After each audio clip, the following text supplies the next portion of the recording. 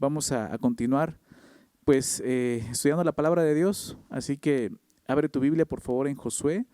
Si no tienes tu Biblia a la mano, ve por ella y ábrela en Josué capítulo 5. Vamos a continuar nuestro estudio en el libro de Josué, en el Antiguo Testamento, por favor.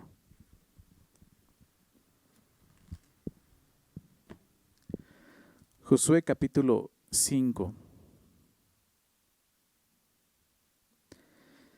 Vamos a leer el pasaje y después de eso comenzamos con una oración.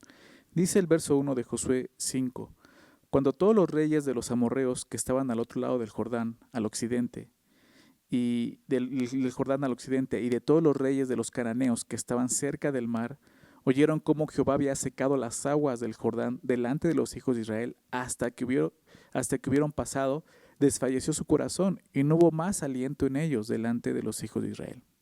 En aquel tiempo Jehová dijo a Josué: Hazte cuchillos afilados y vuelve a circuncidar la segunda vez a los hijos de Israel. Y Josué hizo cuchillos afilados y circuncidó a los hijos de Israel en el collado de Aralot. Esa es la causa por la cual Josué los circuncidó. Todo el pueblo que había salido de Egipto, los varones, todos los hombres de guerra, habían muerto en el desierto por el camino, después que salieron de Egipto, pues todos los del pueblo que habían salido estaban circuncidados, mas todo el pueblo que había nacido en el desierto por el camino, después que hubieron salido de Egipto, no estaban circuncidados. Porque los hijos de Israel anduvieron por el desierto 40 años, hasta que todos los hombres de guerra que habían salido de Egipto fueron consumidos, por cuanto no obedecieron a la voz de Jehová. Por lo cual Jehová les juró que no les dejaría ver la tierra de la cual Jehová había jurado a sus padres que nos la daría, tierra que fluye leche y miel. A los hijos de ellos, que él había hecho suceder en su lugar, Josué los circuncidó, pues eran incircuncisos, porque no habían sido circuncidados por el camino. Y cuando acabaron de circuncidar a toda la gente, se quedaron en el mismo lugar, en el campamento, hasta que sanaron. Y Jehová dijo a Josué: Hoy he quitado de vosotros el oprobio de Egipto, por lo cual el nombre de aquel lugar fue llamado Gilgal, hasta hoy. Y los hijos de Israel acamparon en Gilgal y celebraron la Pascua a los 14 días del mes, por la tarde, en los llanos de Jericó. Al otro día de la Pascua comieron del fruto de la tierra, los panes sin levadura, y en el mismo día espigas nuevas tostadas. Y el maná cesó el día siguiente desde que comenzaron a comer del fruto de la tierra. Y los hijos de Israel nunca más tuvieron maná, sino que comieron de los frutos de la tierra de Canaán aquel año. Estando Josué cerca de Jericó, alzó sus ojos y vio un varón que estaba delante de él, el cual tenía una espada desenvainada en su mano. Y Josué, yendo hacia él, le dijo: ¿Eres de los nuestros o de nuestros enemigos? Él respondió: No, mas como príncipe del ejército de Jehová he venido ahora. Entonces Josué, postrándose sobre su rostro en tierra, le adoró y le dijo: ¿Qué dice mi señor a su siervo? Y el príncipe del ejército de Jehová respondió a Josué: Quita el calzado de tus pies, porque el lugar donde estás es santo. Y Josué así lo hizo. Vamos a hacer una oración para comenzar. Padre, agradecidos, Señor, por la oportunidad que nos das de reunirnos, Señor, ante tu palabra, Señor, sabiendo que eres tú hablándonos, enseñándonos, animándonos, Señor. ¿Cuánto necesitamos en este tiempo escuchar tu voz, Señor? Déjanos escucharte, Señor. Permítenos escucharte, escuchar tu espíritu hablando en nuestros corazones, no solo en nuestra mente, en nuestro corazón, Señor. Por favor, te pedimos, sabemos que esa obra solo tú puedes hacerla. Que sea tu Espíritu Santo, Señor, con todos nosotros. Por favor, Señor. Te lo pedimos en el nombre de Jesús. Amén. Bien, pues Israel ya está del otro lado del Jordán, ¿recuerdas? Del lado de la tierra prometida. Ya está ahí en la tierra prometida, ya cruzaron el río Jordán. Lo siguiente, y quizás lo más obvio, sería comenzar ya con la conquista. Pero eso comienza en el capítulo 6, ¿verdad? Y estamos viendo el capítulo 5. ¿Por qué? Porque antes de la conquista, Israel debía de honrar a Dios. Y de eso se trata este capítulo, de cómo Israel honra a Dios, ¿verdad? Y vamos a comenzar. El verso 1 es muy interesante e importante en todo este contexto. Ve lo que dice: Cuando todos los reyes de los amorreos que estaban al otro lado del Jordán, al occidente, y todos los reyes de los cananeos que estaban cerca del mar, estos eran muchos reyes. O sea, menciona a los reyes de los amorreos y todos los reyes de los cananeos y no dice cuántos eran, pero era mucho. Los amorreos hace referencia a aquellos los reyes que habitaban en las montañas, ¿verdad? Y los cananeos eran aquellos que estaban habitando en las costas del mar, del lado izquierdo. Entonces, todos los reyes que rodeaban precisamente el lugar por donde cruzaron, habían visto esto, ¿no? Lo que Dios había hecho. Dice, oyeron cómo Jehová había secado las aguas del Jordán delante de los hijos de Israel hasta que hubieron pasado. ¿Y qué sucedió? Desfalleció su corazón, dice el texto, y no hubo más aliento en ellos delante de los hijos de Israel. Entonces, no nos dice cuántos eran, pero sí nos dice algo importante. Todos ellos habían escuchado lo que Dios había hecho en el Jordán. ¿No? Lo que vimos el capítulo 4, capítulo 5, realmente es el cruce del Jordán y fue un acto milagroso de Dios, ¿verdad? Nuevamente Dios hace algo muy similar a lo que hizo en el Mar Rojo, ¿verdad? Abre las aguas para que el pueblo pueda cruzar por el río Jordán, ¿verdad? En ese momento el río Jordán estaba en su caudal, ¿verdad? Se desbordaba el río. Entonces, para ellos, para esos reyes, el río representaba como una protección, por lo menos de aquí hasta que el río bajara sus aguas, ¿verdad? O sea, ellos decían, bueno, estamos preparados, tenemos tiempo para prepararnos, pero ¿qué sucede? Dios abre el mar. Y eso trajo mucho temor. Dice, desfalleció su corazón y no hubo aliento en ellos. Ahora, el texto menciona esto, que fueron los reyes quienes escucharon esto y desfallecieron. Los reyes eran los líderes de cada nación. Eran la cabeza de cada pueblo. Ellos debían de inspirar confianza y aliento a su pueblo. Pero ellos están transmitiendo desánimo y miedo, ¿verdad? Claro que esto lo había provocado Dios. Y eso Israel debía de recordar. Siempre esto. Fue Dios quien trajo pánico y espanto a estas naciones. No fue el pueblo de Israel. El pueblo de Israel, como Dios se lo ha dicho otras veces, era insignificante, ¿verdad? Fue Dios quien estaba haciendo esto. Israel debe de aprender a confiar en Dios más que en ellos mismos.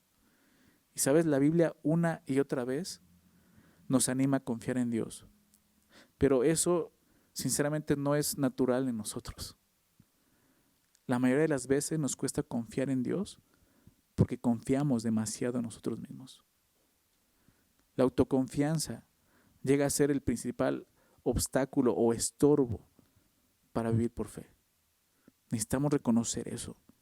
Déjame recordar algo que el apóstol Pablo escribe en 1 Corintios 10, precisamente hablando de esta situación, ¿no? de cómo Israel confió o más bien, pues sí, confiaron demasiado en ellos mismos, ¿verdad? Al grado de no confiar en Dios y terminar pecando contra Dios, murmurando, fornicando, etcétera. Déjame leer sus versículos. 1 Corintios 10, verso 11 y 12, quizás los conozcas. Y dice, después de que habla de ellos, de cómo fornicaron, murmuraron contra Dios, dice, y estas cosas les acontecieron. Claro, hubo un juicio, ¿verdad? Dios trajo castigo a su pueblo en ese momento y dijo, estas cosas les acontecieron como ejemplo y están escritas para amonestarnos, dice ahí, a nosotros, a quienes han alcanzado los fines de los siglos. Así que, verso 12 dice, el que piense estar firme, mire que no caiga. ¿Recuerdas ese versículo? Habla de eso, una autoconfianza. Es el mayor obstáculo, como te decía, cuando Dios nos llama a vivir por fe. Si no confiamos completamente en Dios, vamos a terminar muchas veces como el pueblo de Israel pecando contra Dios. Israel debe entender esto, tiene que confiar completamente en Dios. Era necesario que ellos reconocieran que si estaban de ese lado del Jordán y si conquistaban la tierra, no era por ellos, sino por Dios, por lo que Él haría. La tierra entonces no sería conquistada por la fuerza de Israel, sino por el poder de Dios. Y eso nos sucede a nosotros también. Sucede lo mismo para nosotros. Recordemos que la tierra prometida es una imagen de la vida en el Espíritu, ¿verdad? Que comienza cuando uno nace de nuevo, cuando cree en Jesús. Y así como Israel debía de reconocer que era Dios quien les daría el poder para vencer a sus enemigos, nosotros los creyentes debemos de reconocer que sin el poder de Dios no podemos hacer frente a nuestros enemigos. Claro, los enemigos de Israel eran enemigos físicos. El día de hoy nosotros no tenemos enemigos físicos, más que nada son enemigos espirituales, ¿verdad? Por eso Pablo habla en 2 Corintios, dice que nuestras armas no son carnales, sino espirituales, ¿verdad? Pero tenemos que confiar en Dios. Tenemos que tener fe en Dios para poder vencer esos enemigos. Reconocer que es en el poder de Dios donde vamos a lograr eso. Dios va a llevar a Israel a un estado de vulnerabilidad para recordarles esto, que tienen que depender de Dios, no de ellos mismos. Porque en este momento, al ver esto, el verso 1, pues parecía el momento apropiado, ¿verdad? El momento indicado para comenzar la conquista. Los reyes tienen temor, podemos ir, ¿no? Los tenemos en la bolsa, pero Dios tiene otro plan. Dios quiere establecer la importancia de sus prioridades en Israel. Bien importante lo que vemos aquí. Antes de enfrentar a Canaán, ellos deben de consagrarse a Dios. Y lo hacen de dos maneras. Lo vamos a ver a continuación. La primera, Dios le pide al pueblo que guarde el pacto de la circuncisión. Y la segunda, el pueblo celebra la Pascua. Pero vamos a ver la primera. Dice el verso 2. En aquel tiempo, Jehová dijo a Josué, hazte cuchillos afilados. La palabra afilado habla de una piedra, ¿no? Se traduce también así, porque claro que tienen que ser cuchillos afilados, pero está hablando de piedra, no de metal. Dice, y vuelve a circuncidar la segunda vez a los hijos de Israel. Explica esto, ¿por qué la segunda vez? No quiere decir que se circuncidaron una vez y otra vez tienen que hacerlo. Claro que no, la circuncisión solo sucede una sola vez. Pero está hablando de esa segunda generación. Dice, y Josué hizo los cuchillos afilados y circuncidó a los hijos de Israel en el collado de Aralot. Dice, esa es la causa por la cual Josué los circuncidó y nos explica esto. Todo el pueblo que había salido de Egipto, los varones, o sea, la primera generación, todos los hombres de guerra habían muerto en el desierto por el camino después que salieron de Egipto. Ellos no son los que llegan a la tierra, los que cruzan el Jordán, ¿verdad? Los que llegan a la tierra prometida. Dice, explica por qué, pues todos los del pueblo que habían salido de Egipto estaban circuncidados, ellos ya tenían la circuncisión, mas todo el pueblo que había nacido en el desierto, la segunda generación, por el camino, después que hubieron salido de Egipto, no estaba circuncidado. Dice, porque los hijos de Israel anduvieron por el desierto 40 años. Nos habla de su desobediencia, ¿recuerdas? ¿Cuál fue la causa por la cual ellos tuvieron que andar en el desierto durante 40 años? Porque no tuvieron fe en Dios, porque no confiaron en Dios precisamente. Desobedecieron a Dios. Dice, entonces anduvieron por 40 años hasta que todos los hombres de guerra que habían salido de Egipto fueron consumidos. Todos murieron, por cuanto no obedecieron, aquí lo vemos, a la voz de Jehová. Por lo cual Jehová les juró que no les dejaría ver la tierra de la cual Jehová había jurado a sus padres que nos la daría, tierra que fluye leche y miel. Esto le sucede a la primera generación. Pero a la segunda generación, nos dice el verso 7, a los hijos de ellos, que él había hecho suceder en su lugar, Josué los circuncidó, pues eran incircuncisos porque no han sido circuncidados por el camino. Entonces nos explica claramente eso. Esta segunda generación no habían sido circuncidados, ¿sí? Pero vamos a empezar a ver un poquito esto. Aquí claramente nos está hablando de una consagración. Ellos no podían seguir adelante si no estaban circuncidados. Algo importante. Entonces, consagración lo vemos así antes de la conquista, ¿sí? Esto nos enseña eso. Antes de poder conquistar nuestra vida en el Espíritu, tenemos que vivir consagrados para Dios. Y una forma de hacerlo para Israel era una circuncisión. La circuncisión, si ustedes recuerdan, era la señal del pacto que Dios estableció con Abraham, más de 500 años atrás. Parte del pacto era la promesa de la posesión de la tierra de Canaán, ¿verdad? Dios le ha prometido esto a Abraham. Y quisiera que fuéramos rápidamente a Génesis 17, donde Dios precisamente le dice a Abraham, ¿no? que se circuncide y circuncide a todos los de su casa, y nos explica en qué consistía esto. Creo que es importante recordarlo para poder entender y ver algunas cosas que nos enseña aquí en Josué. Dice Génesis 17, verso 1. Era Abraham de edad de 99 años, ¿recuerdas? Abraham fue llamado por Dios a los 75 años. Habían pasado casi 25 años y la promesa de un hijo no había llegado. Ha pasado mucho tiempo. Abraham ha aprendido a vivir por fe, a caminar por fe, y sigue esperando el cumplimiento de esa promesa. Habían pasado casi 25 años. Dice, cuando le apareció Jehová y le dijo, yo soy el Dios Todopoderoso. No, claro, tenía que manifestarse como el Dios Todopoderoso después de todo el tiempo que había pasado y la edad que tenía Abraham como para tener un hijo. Dice, anda delante de mí y sé perfecto, y pondré mi pacto entre mí y ti, y te multiplicaré en gran manera. ¿No recuerdas el pacto que había hecho? casi 25 años atrás. Habla de eso. Entonces Abraham se postró sobre su rostro y Dios habló con él diciendo, he aquí mi pacto es contigo y serás padre de muchedumbre de gentes. Era parte del pacto. Vas a tener descendencia, mucha descendencia. Recuerda que en ese momento ya era más difícil porque Abraham era ya anciano, su esposa era estéril. Pero ¿quién es el que está hablando? El Dios Todopoderoso, ¿verdad? He aquí mi pacto es contigo y serás padre de muchedumbre de gentes, y no se llamará más tu nombre Abraham, sino que será tu nombre Abraham, porque te he puesto por padre de muchedumbre de gentes. Y te multiplicaré en gran manera, y haré naciones de ti, y reyes saldrán de ti, y estableceré mi pacto entre mí y ti y tu descendencia después de ti en sus generaciones, por pacto perpetuo, para ser tu Dios y el de tu descendencia después de ti. Y te daré a ti y a tu descendencia después de ti la tierra en que moras, toda la tierra de Canaán, en heredad perpetua, y seré el Dios de ellos. ¿Se dan cuenta cómo aquí está hablando de esa parte del pacto? No.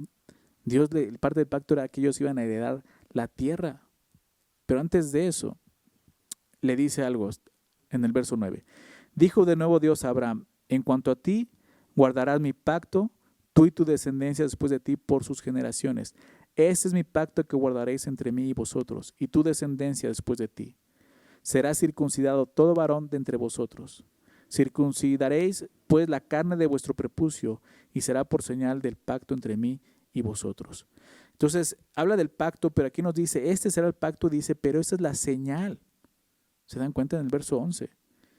Circuncidaréis pues la carne de vuestro prepucio, y será por señal del pacto entre mí y vosotros, ¿no? El ritual, ¿no?, de la circuncisión, el propósito era mostrar pertenencia, como una señal. Nosotros formamos parte del pacto de Dios.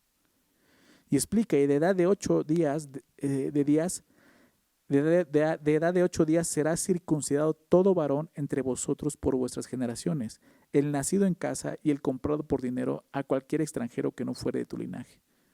Todos los nacidos al 8º día tienen que ser circuncidados. Debe ser circuncidado el nacido en tu casa y el comprado por tu dinero. Y estará mi pacto entre vuestra carne por pacto perpetuo. Y el varón incircunciso, ¿recuerdas cómo estaba la segunda generación? Incircuncisos. Y el varón incircunciso, el que no hubiere circuncidado la carne de su prepucio, aquella persona será cortada de su pueblo, ha violado mi pacto. Por eso era importante que ellos se circuncidaran. Ellos pertenecían al pueblo de Dios, pero no habían hecho esta señal, no llevaban la señal del pacto. Y era importante recordar eso. Ahorita vamos a hablar un poco más acerca de esto, pero regresamos a Josué. Creo que en este momento debemos de considerar las ventajas y desventajas que tenía Israel después de cruzar el Jordán. La ventaja que vemos es esta.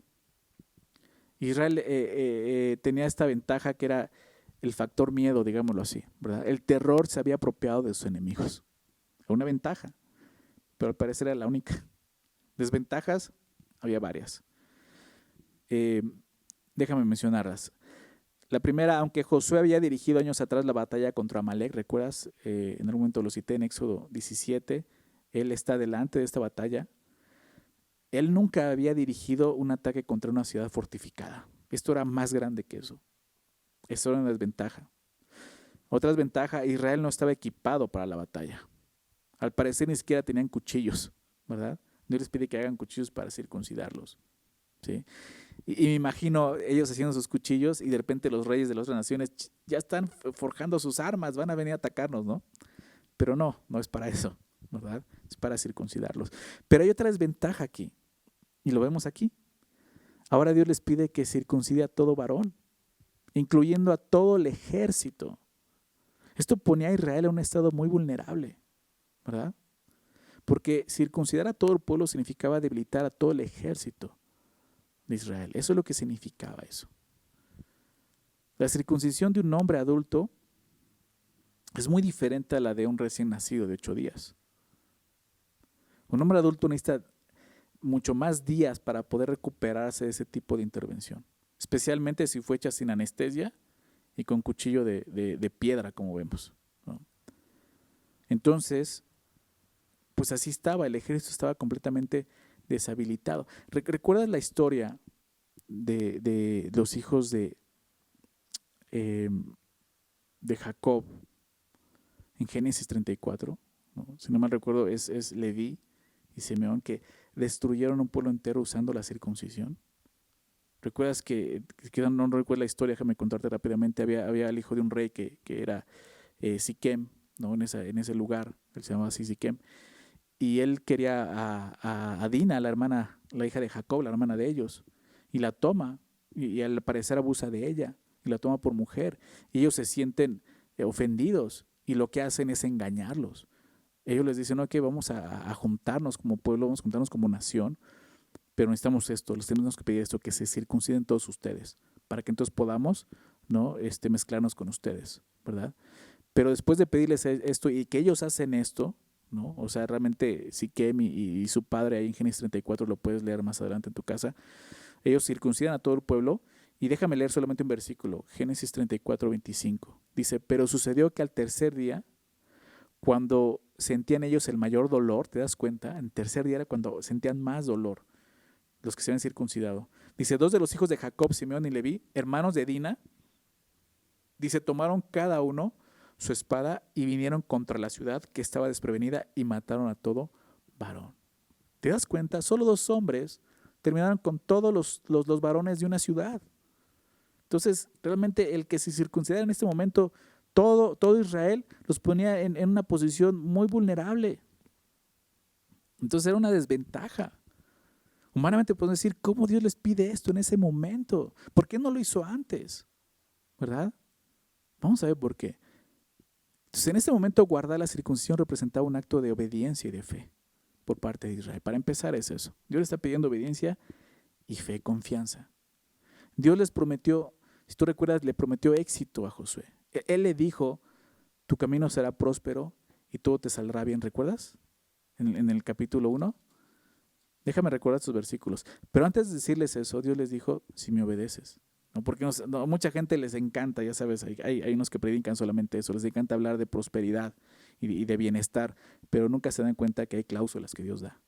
Y una de ellas aquí la vemos. Recordad sus versículos, Josué 1:8. Nunca se apartará de tu boca este libro de la ley, sino que de día y de noche meditarás en él para que guardes y hagas. Es obediencia, ¿verdad? Conforme a todo lo que en él está escrito. Porque entonces, y solo entonces, harás prosperar tu camino y todo te saldrá bien. Mira que te mando que te esfuerces y seas valiente. No temas ni desmayes, porque Jehová tu Dios estará contigo en donde quiera que vayas. Qué importante es recordar esto. Y seguramente Josué está recordando esto cuando Dios le pide circuncidarlos. Claro, Josué sabe que esto es peligroso, pero él tiene que confiar en Dios. ¿Sí? Josué y todo Israel debían de comprender que la más grande ventaja que ellos tenían era que Dios estaba con ellos. Esa es la más grande ventaja. Y lo mismo es para todos nosotros. El Nuevo Testamento se encarga de enseñarnos una y otra vez esta verdad. Dios está con su pueblo. Déjame citarte dos versículos. Muy claro, hay muchos versículos que hablan de esto, pero solo dos versículos. En Romanos 8, tal vez recuerda estos pasajes, Romanos 8:31. Dice, ¿qué pues diremos a esto? Si Dios es por nosotros, ¿qué significa eso? Está a nuestro favor. Si Dios es por nosotros, ¿quién contra nosotros, verdad? El que no escatimó a su propio Hijo, y lo demostró ahí en la cruz, que Dios está a nuestro favor. Dio a su Hijo para poder justificarnos. ¿Sí? Dios está a favor de aquellos que han creído en Él. El que no escatimó a su propio Hijo, sino que lo entregó por todos nosotros, ¿cómo no nos dará también con Él todas las cosas? Otro pasaje te decía, 1 de Juan, capítulo 4, versículo 4, el apóstol Juan también entendió esto, y él lo dice así en su primera carta, capítulo 4, verso 4, dice, hijitos, vosotros sois de Dios. ¿Te das cuenta? No está hablando a no creyentes, está hablando a aquellos que le pertenecen a Dios.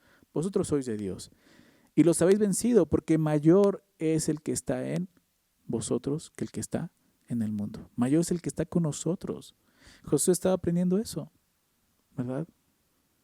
Mayor era el que estaba con ellos. Pero, ¿qué significa para nosotros que Dios está con nosotros? ¿Sabes qué significa? Que tú y yo debemos de vivir por fe. Si queremos experimentar realmente eso, que Dios está con nosotros, somos llamados a vivir por fe, como Josué está viviendo por fe. Déjame citar ahí en 1 de Juan también, el siguiente capítulo, capítulo 5, versículo 4. Dice esto: porque todo lo que es nacido de Dios, ¿verdad? Aquello que pertenece a Dios, lo que es nacido de Dios, vence al mundo. Y explica, y esta es la victoria que ha vencido al mundo, nuestra fe. ¿Sí? Dios está con nosotros, pero es importante que tú y yo confiemos en eso, que lo creamos realmente y vivamos de acuerdo a eso. Así como Josué obedeció a Dios por fe, así debemos de responder nosotros con obediencia, confiando completamente en Dios. Algunas veces Dios nos lleva, así como Israel, a condiciones vulnerables, ¿no? Como lo hizo con Israel, para recordarnos que dependemos de Él, no de nuestras fuerzas, y que nuestra única respuesta más sensata en ese momento es confiar y obedecer a Dios. Recuerda eso. Es ahí, en ese momento, donde la palabra de Dios se hace viva, donde la palabra de Dios se hace eficaz, cuando respondemos correctamente en fe, obedeciendo a Dios. Esta generación, como vemos, no se había circuncidado. Es extraño, ¿verdad? Es extraño simplemente que Moisés, siendo el gran líder que fue, no les ordenó guardar la circuncisión. El texto no nos dice claramente por qué esa segunda generación no había sido circuncidada, pero nos recuerda, como lo dije, la desobediencia de la primera generación. Y quizá esa fue la razón por la que la segunda generación no había sido circuncidada, precisamente por la desobediencia de sus padres. Pero tenían que hacerlo. Y es interesante que Dios no le pidió ni a Moisés ni a Josué que los circuncidara antes de cruzar el Jordán. ¿Recuerdas? Antes de cruzar el Jordán, Moisés estuvo ahí. Le pudo haber pedido eso, pero no lo hizo después, ya estando del otro lado. Y la razón, creo que la razón nos la da el apóstol Pablo en el Nuevo Testamento, Romanos 12:1. Dios me ha mantenido considerando este versículo estos días, Romanos 12:1, y déjame citarlo. Dice: así que, hermanos, os ruego por la misericordia de Dios, ¿recuerdas? Por la misericordia de Dios, que presentéis vuestros cuerpos en sacrificio vivo, santo, agradable a Dios, que es vuestro culto racional. Entonces, ¿qué tiene que ver esto? Porque Dios da y después pide. Es lo que vemos. Os ruego por la misericordia de Dios, lo que Dios te ha dado, dice, ahora te toca a ti responder. Presenta tu cuerpo como un sacrificio vivo, santo, agradable a Dios. Sí. Dios no les dijo quizás que circuncidaran antes, porque Dios quería mostrarles gracia y misericordia, cruzándolos del Jordán y decirles, ahora les toca a ustedes responder. Dios extiende su gracia y misericordia y después nos pide que nos rindamos a Él. Es lo que vemos aquí. Era importante entonces que ellos se circuncidaran. Pero, ¿cómo esto honraría al Señor? Recordemos, la circuncisión era la señal del pacto, que tenía un significado importante para Israel. Significado que al parecer ni siquiera ellos mismos entendieron. Tristemente, la circuncisión lo convirtieron en un simple ritual. Pero la circuncisión tiene un significado importante. La circuncisión representaba el despojarse de la carne. ¿Sí? Precisamente la circuncisión físicamente es eso, cortar un trozo de la carne del cuerpo, del miembro del varón. Y significaba eso, despojarse de la carne, cortar con la carne, dejar de confiar en ellos y confiar en Dios. Simbolizaba la vida después de la carne, ¿no? Déjame leer a un pastor, el comentario de él acerca de esto que leí. Me gustó mucho, quiero compartírselos. Es Alan Redpath. Él dice, el rito de la circuncisión es un testimonio externo del hecho de que la tierra iba a ser poseída en la debilidad de la carne, a través del sufrimiento muy a menudo del cuerpo. Esto simbolizaba la debilidad y casi la muerte, por así decirlo, de todo aquello que el hombre podría hacer. De manera que la posesión de la tierra sería atribuida inequivocadamente a la soberana gracia de Dios. Ese era el propósito. Que ellos confiaran en Dios y que vieran que se trataba de Él. Y sabes, para nosotros eso representa precisamente la lucha que comenzó cuando nacimos en el Espíritu. Tú y yo ya no tenemos que seguir ese ritual de la circuncisión. Pero la Biblia sí dice que circuncidemos algo, ¿recuerdas? Circuncidad vuestros corazones. ¿Sí? Y eso habla de algo más interno y es espiritual. Por eso Pablo dice en Gálatas 5, versos 16 y 17, quizás recuerdes estos versículos, Gálatas 5, 16, digo pues, andad en el Espíritu, ¿recuerdas? Y no satisfagáis los deseos de la carne. Son dos cosas, y lo explica el verso 17, porque el deseo de la carne es contra el Espíritu, y el del Espíritu es contra la carne, y estos se oponen entre sí para que no hagáis lo que quisierais. Son dos cosas que están oponiendo. La circuncisión representaba eso, deshacerte de la carne, andar en el Espíritu. Para nosotros significa eso. Tenemos que cortar cualquier cosa que esté estorbando nuestra obediencia al Señor, que nos impida confiar en Él. Eso es lo que representa para nosotros la circuncisión. El pueblo tenía que entender esto. Vamos a continuar. Verso 8 dice, Josué 5:8. Y cuando acabaron de circuncidar a toda la gente, se quedaron en el mismo lugar en el campamento hasta que sanaron.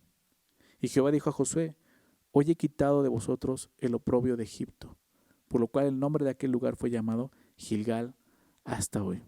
Por cierto, la vez anterior decía Gilgal y no es Gilgal, es Gilgal, ¿verdad? No lleva U. Discúlpeme por ese error. Es Gilgal. Y es el lugar donde acamparon, ¿no? Pero lo que sucede es muy interesante.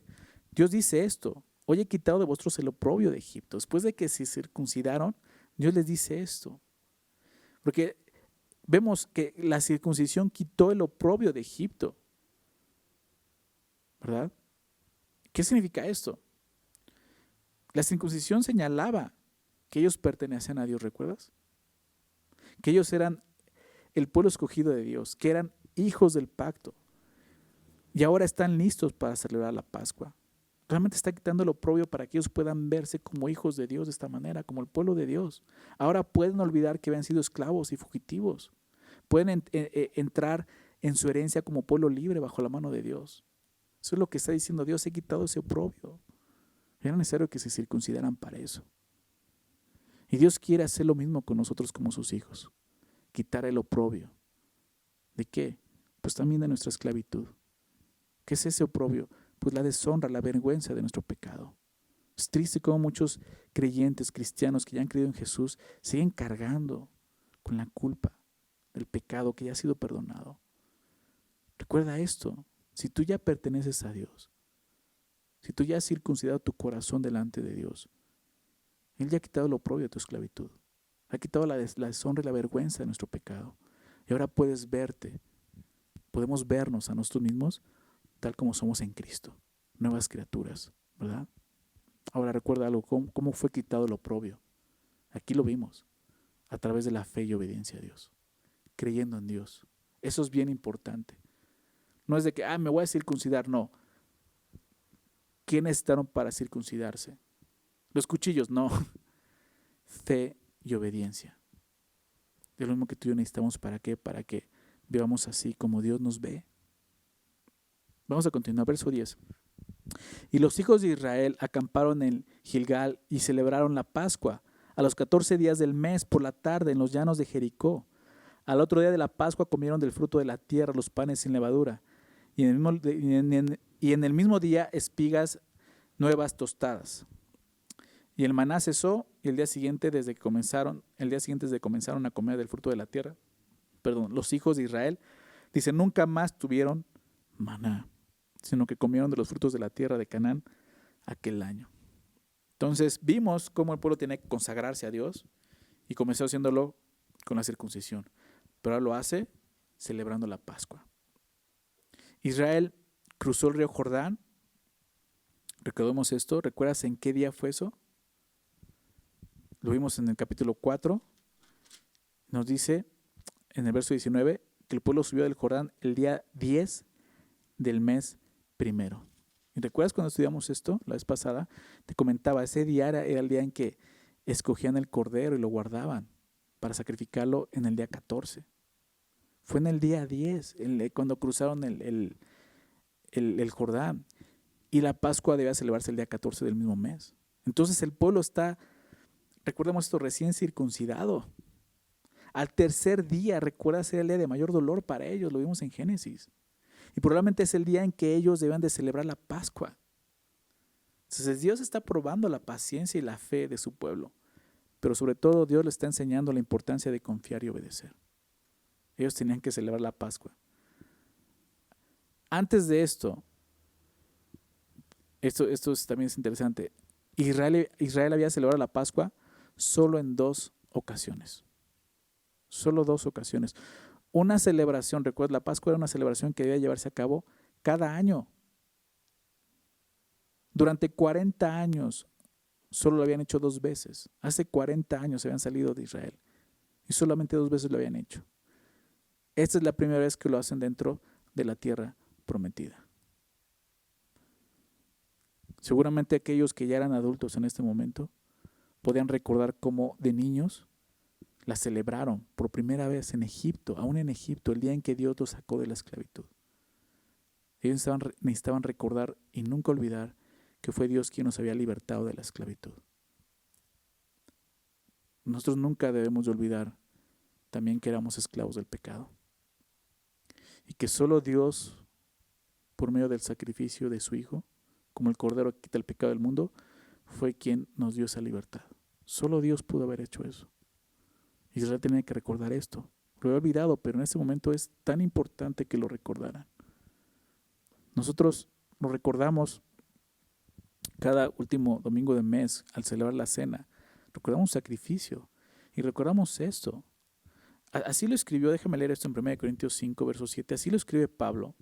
A los Corintios les dice, capítulo 5, verso 7, limpiaos pues de la vieja levadura, para que seáis nueva masa, sin levadura como sois, viviendo como ahora son.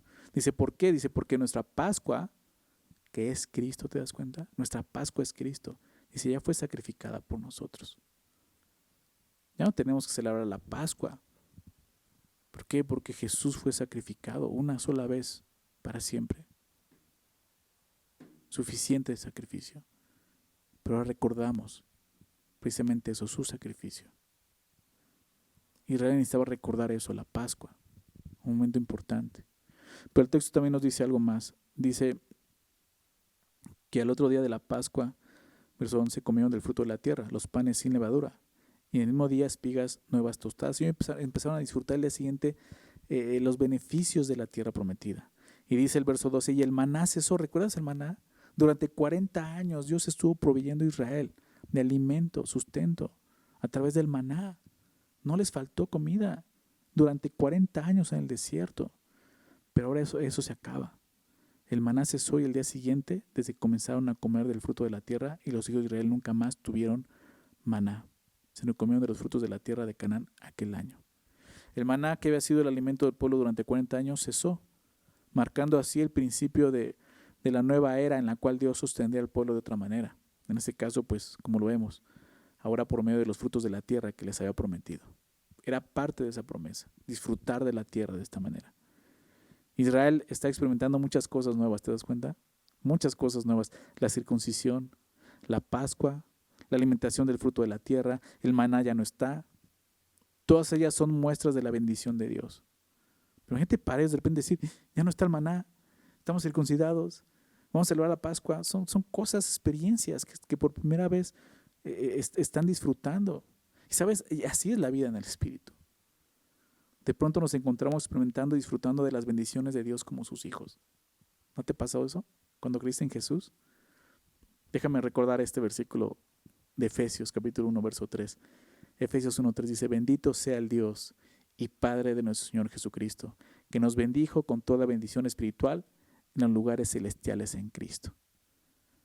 Toda persona que ha nacido de nuevo, que ha confiado en Jesús, ahora vive en el Espíritu y puede disfrutar de todas esas bendiciones. Claro, Efesios 1 nos habla de muchas de esas bendiciones y hay más bendiciones.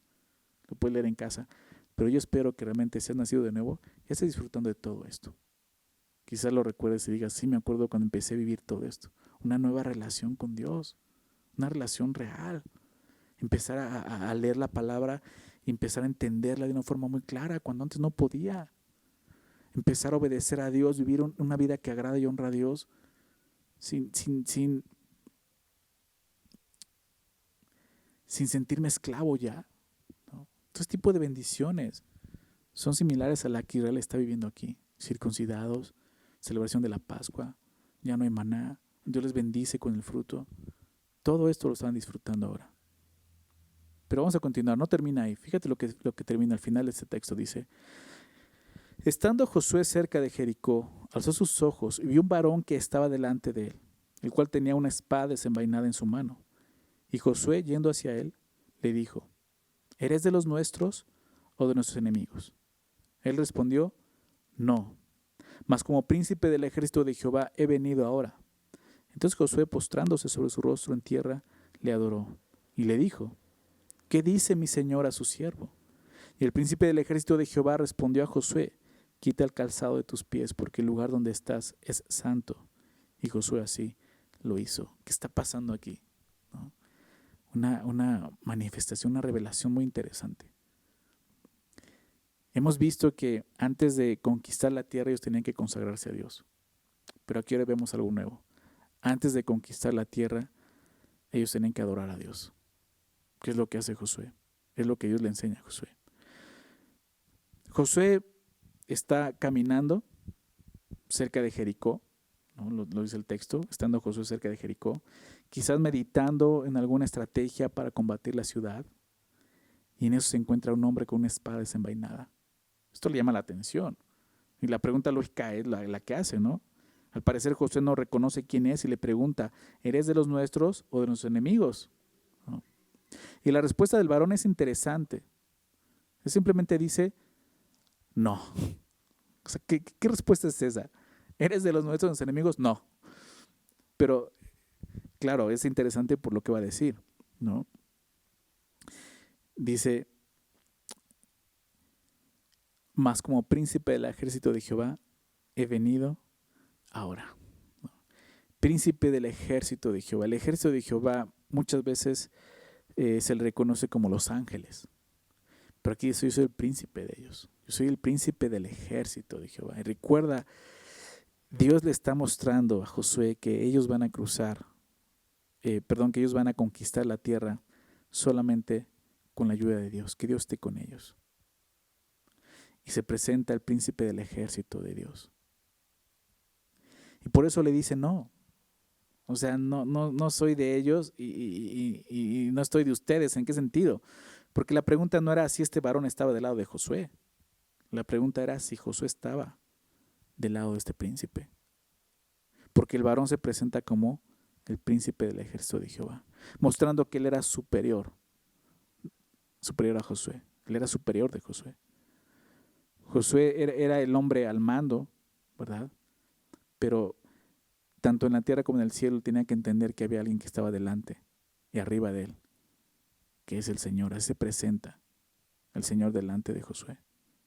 Y Josué hace lo único que un hombre realmente puede hacer cuando ve a Dios. Una revelación de Dios así. Cae postrado ante este varón, como un claro acto de reverencia. Josué está reconociendo que este varón es superior a él. Pero Josué se da cuenta que no es cualquier hombre. O sea, Josué se da cuenta que es Dios. ¿Por qué? Porque se postra sobre su rostro en tierra, mostrando total rendición. Y el texto dice aparte que le adora, que le adoró. Porque si hubiera sido un ángel de Dios, ese ángel inmediatamente no hubiera aceptado esa reverencia, y menos que fuera adorado. Eso lo vemos en toda la Biblia. Los ángeles no aceptan ningún tipo de adoración. ¿Por qué? Porque ellos saben quién es el único digno de toda adoración. Dios, ¿verdad? Por lo tanto, este no es un ángel, es Dios mismo. Y este tipo de apariciones se le conocen como teofanía, ¿no? O cristofanía. ¿Qué significa esto? Una manifestación de Dios, una manifestación de Cristo en el Antiguo Testamento, ¿verdad? El apóstol Juan nos dice en Juan 1:18, si recuerdas este versículo, dice que a Dios nadie le vio jamás. ¿Recuerdas?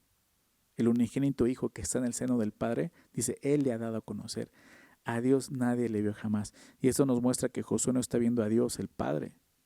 Él está viendo al Hijo antes de su encarnación. Es Cristo, es Jesús. Después de adorarle, Josué reconoce que es su superior. ¿Y qué hace? Pues prácticamente le pide dirección con la pregunta, ¿qué dice mi Señor a su siervo?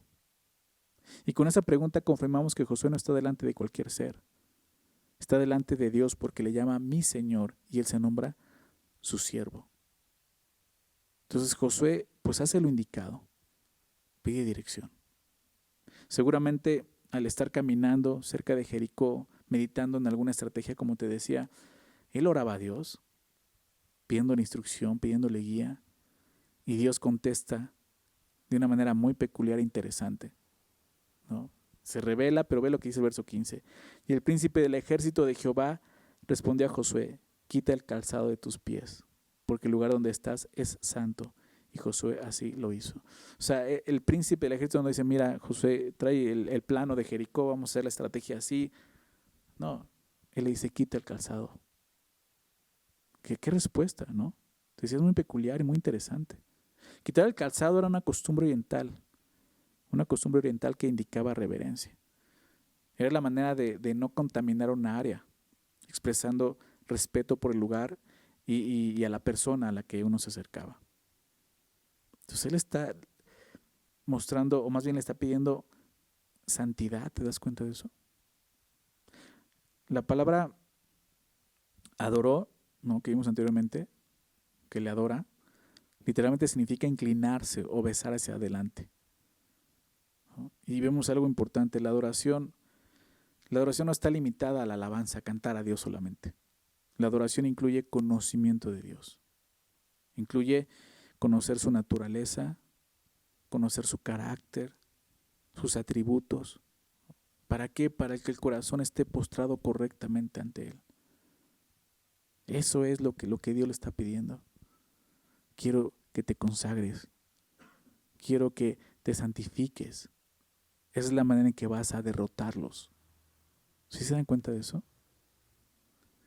Decía el pastor Skip Heitzig, hablando de este texto, él dice, las victorias públicas son el resultado de visitas privadas con el Señor. Era necesario que José tuviera esta visita del Señor para que pudiera tener la conquista de la tierra. El Señor pues está contestando la pregunta de Josué, ¿verdad? ¿Qué dice mi Señor a su siervo? Diciéndole, Josué, eso es lo que digo, debes entender que yo soy quien dirige. Lo que tú tienes que hacer es honrarme en santidad y adoración. Solo de esa manera podrás conquistar la tierra. Solo así. De esa forma. Y déjame también en este punto citar al pastor David Guzik. Me gustó mucho lo que él dice acerca de este versículo.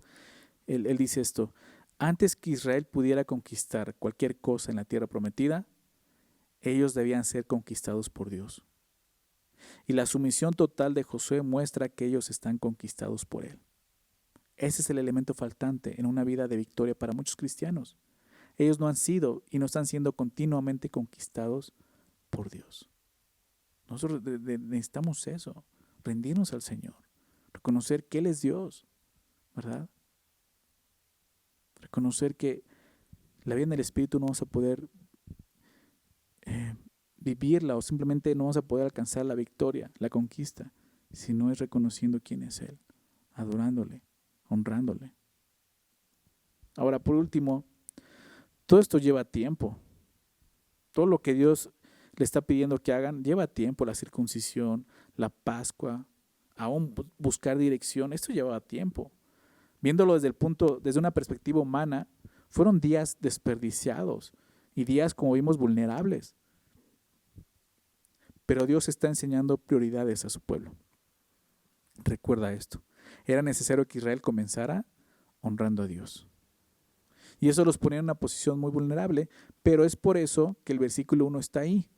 Pues decía cuando comenzamos, decía, este versículo 1 es muy interesante e importante. Dios paralizó a los reyes de los pueblos de Canaán para que Israel tuviera el tiempo de honrar a Dios de esta manera, sin ningún peligro. ¿Te das cuenta de eso? Y tenemos que aprender eso. Siempre va a haber tiempo y oportunidad para honrar a Dios. Créemelo, cuando tú busques de corazón a Dios y busques honrar a Dios, no importa el peligro que esté acechándote. Dios se va a encargar de eso. Dios se va a encargar de tus enemigos mientras que tú busques honrar a Dios. Honrar a Dios implica, como vemos, tiempo, esfuerzo, dolor y algunas veces eso, peligro, pero ahí es donde Dios actúa de maneras asombrosas. Confía en Dios, espera en Dios. Antes de ir a la batalla, ellos debían de honrar a Dios, como vemos por medio de la consagración, por medio de la adoración, donde la fe y la obediencia juegan papeles muy importantes. De esta manera Dios preparó espiritualmente a su pueblo para estar listo para la conquista de la tierra de Canaán, que es lo que vamos a ver la siguiente semana. Capítulo 6 al 12 es la conquista de la tierra, pero era necesario que pasara capítulo 4, capítulo 5, como vemos aquí. ¿Qué aprendemos de esto? Si queremos vivir honrando a Dios, debemos de considerar este ejemplo de Israel en este pasaje. Consagrarnos, siendo obedientes, confiando por fe, viviendo por fe, confiando en Dios completamente y adorarle. Todos nosotros ya como nuevas criaturas en Cristo estamos en el mismo terreno, ¿verdad? Estamos en esa lucha con la carne, ¿sí? En el espíritu, pero no vamos a vencer si no estamos rendidos al Señor, siendo guiados por Él, buscándolo en adoración, confiando en Él, conociéndolo. No seamos como Israel años más adelante, que dejó de confiar en Dios, dejó de vivir así y empezaron a perder sus batallas. Tenemos el ejemplo de este Israel que está iniciando con fe. Josué, un hombre de fe, nos enseña eso. Confiemos en el Señor, caminemos por fe en este mundo. Vamos a hacer una oración, ¿les parece? Señor, queremos agradecerte por el tiempo que nos has dado en tu palabra y por animarnos, Señor. Gracias por este pasaje tan hermoso, Señor, en el cual nos invitas a confiar en ti, Señor. Nos invitas a creer, vivir en obediencia, Señor. Entendiendo, Señor, que eso es lo mejor que podemos hacer, Señor. No importa la situación que estemos viviendo, Señor, lo mejor que podemos hacer siempre va a ser consagrarnos a ti, Señor, dedicarnos a ti, Señor, honrándote, obedeciendo por fe, Señor. Gracias por recordarnos estas cosas, Señor. Yo te pido, Señor, en este momento por aquellos que estén pasando por un tiempo difícil, Señor, trae ánimo a sus corazones. Señor, que tu Espíritu Santo les ayude a confiar, Señor, que en medio de todo esto, Señor, tú sigues siendo el Rey, sigues siendo el Señor de señores, gobernando todo, Señor. Por favor, Señor, trae ánimo. A aquellos que no te conocen, Señor, trae esperanza, Señor, de saber que pueden pertenecer ahora al pueblo de Dios y que ya no van a estar en contra tuya, van a estar contigo, Señor, y tú vas a estar con ellos. Qué hermosa promesa, Señor. Por favor, Señor, te pedimos que traigas fe a nuestro corazón en este tiempo y que podamos vivir así, Señor, por fe solamente, Señor. Te damos gracias, Señor, y gracias por la oportunidad que nos das de estar juntos de esta manera, Señor, buscando tu rostro. En el nombre de Jesús. Amén.